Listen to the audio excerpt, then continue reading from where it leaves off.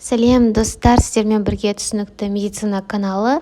Біз бүгін жүректің электрлік ойысы туралы айтатын боламыз. Бұл көптеген студенттерге қиын әрі түсініксіз тақырып болып көрінуі мүмкін, бірақ бұл видеодан кейін сіз бұл тақырыптан ешқашан қиналмайтын боласыз.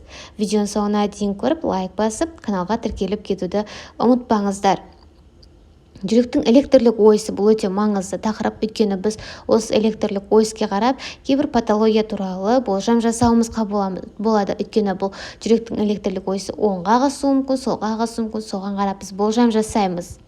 Енді бірінші біз электродтарды қалай тіркеу туралы, қалай орналастыру туралы айтайық. Ең бірінші өздеріңіз білетіндей светофор түрінде бізге өте оңай. Қызыл, сары, жасыл, қара 4 электрод бар. Соны біз орналастырамыз.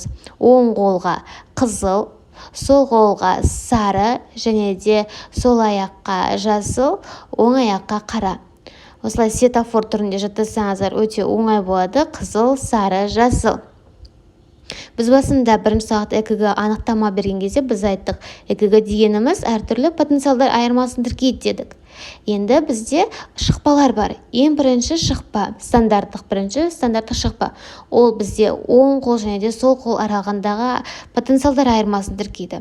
Екінші стандарттық шықпа оң қол, сол аяқ. Үшінші стандарттық шықпа бізде сол қол менен сол аяқ аралығындағы потенциалдар айырмасын тіркейді. Кеуделік электродтарды орналастырайық. Бірінші, бізде 6 кеуделік электрод бар. В1, В2, В3, В4, В5, В6. Ең бірінші В1. В1-ді біз оң жақ төс қырымен 4-ші қабырға аралық орналастырамыз. Екіншіні В1-дің тура қарама-қарсы сол жақ төстің қырына 4-ші қабырға аралық орналастырамыз. В4-ті бұған орта сызығы менен 5-ші қабырға аралық немесе емізік шенің қиылысқан жеріне орналастырамыз. В3-ті В2 мен В4-тің ортасын орналастырамыз. В5-ті қолтық алды сызығы мен 5-ші қабырға аралыққа, В6-ны біз ортаңғы қолтық сызығы мен 5-ші қабырға аралыққа орналастырамыз. Бұл өте оңай, оны барлық студент біледі деген ойдамыз.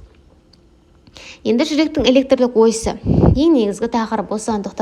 Жүректің электрлік ойысы дегеніміз анықтама бере кетейік. QRX комплексінің тіркеуі қаншалардың қозуы кезіндегі жүректің электрлік қозғаушы күшінің суммарлы векторының бағыты. Теория өте түсініксіз, термин өте түсініксіз болуы мүмкін, сондықтан біз қарапайым тілде түсіндіріп өтейік. Жүректің электрлік ойысы дегеніміз не? Бұл қарыншалардың деполяризациясы болады, қозуы. Сол кезде қарыншадағы әрбір кардиомиоцитте қозу толқыны пайда болады. Сол қозу толқындары жиналып, вектор пайда болады, бізде вектор. Сол вектордың бағытталуы жүректің электрлік ойысы дейміз. Бұл жүректің электрлік ойысы альфа бұрышы арқылы анықталады. Альфа бұрышы егерде 0 мен 30-дың аралығында орналасса, ол кезде ол қалыпты, горизонтальды. 30 мен 70-дің аралығында орналасса, ол қалыпты, ал 70 пен 90-ның аралығында орналасса, вертикальды болады. 0 мен 90-ның аралығы бұл негізі қалыпты орналасуға жатады, бірақ адамның дене формасына қарай, мысалы біреу астеник, біреу нормастеник болуы мүмкін, соған байланысты ол вертикальды немесе горизонтальды болуы мүмкін, бірақ бұл қалыпты. Ал енді патология болады. Егерде жүректің электрлік ойысы 90 менен 180-ның аралығында орналасса, онда оңға ығысуы. Ал 0 менен минус 90-ның аралығында орналасса, бұл солға ығысу дейді. Бұл патология. Мысал, сіз қолыңызға ЭКГ пленкасын алдыңыз. Сіз электрлік ойысты анықтадыңыз. Оңға немесе солға жылжуын байқадыңыз. Біз қандай патология туралы болжам жасауымыз керек. Егерде жүректің электрлік ойысы оңға қарай ығысқанын байқасаңыз, бұл мүмкін жүректің өткізгіштік жүйесінде гиш шоғырында өзгеріс пайда болуы мүмкін, немесе оң жақ қарыншаның инфаркт миокардасы болуы мүмкін. Ал сол жаққа ығысуын байқасаңыз, бұл сол жақ қарыншаның гипертрофиясы болуы мүмкін, немесе сол жақ кис аяқшасының блокадасы болуы мүмкін, немесе сол қарыншалық миокард инфаркт болуы мүмкін. Сондықтан бұл өте маңызды. Біз электрлік ойысты анықтау арқылы кейбір ауруларға болжам жасай алуымызға болады. Біз жүректің электрлік ойысын альфа бұрышы арқылы анықтаймыз дедік. Альфа бұрышын анықтаудың екі жолы бар. Алгебралық сумма арқылы және де визуалды түрде. осы екі жол арқылы анықтаймыз. Бірінші алгебралық сумма. Біз қалай шығарамыз алгебралық сумманы? Бұл кезде біз бірінші және де үшінші стандарттық шықпадағы QRS комплексін есептейміз миллиметрмен. Егер изолиниядан жоғары болса плюс, изолиниядан төмен болса минус арқылы есептейтін боламыз. Осы QRS комплексін арқылы біз алгебралық суммасын шығарамыз. Бізде мысалы мына жерде бірінші және үшінші стандарттық шықпаны есептеп көрейік. Бірінші стандарттық шықпада бізде Q-ді изолиниядан кішкене төмен, сол себеп минус 1 шамамен алдық. R 2 клетка көрінді шамамен, сондықтан 10 деп есептедік плюс. Оған қосамыз S изолиниядан 2 мм төмен көрінді, сол себепті минус 2 есептегенде 7 шығады. Ал үшінші стандарттық шықпада бізде Q изолиниядан төмен, минус 4 шамамен деп есептедік. R бізде изолиниядан жоғары бір клетка 5 мм деп есептедік. Ал S-ті изолиниямен де сол себепті 0 есептегенде 1. Шамамен осылай деп есептедік.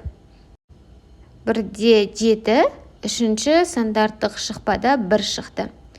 Енді осыны біз кестеге салып көрейік. Бізде дедо кестесі арқылы қарайық.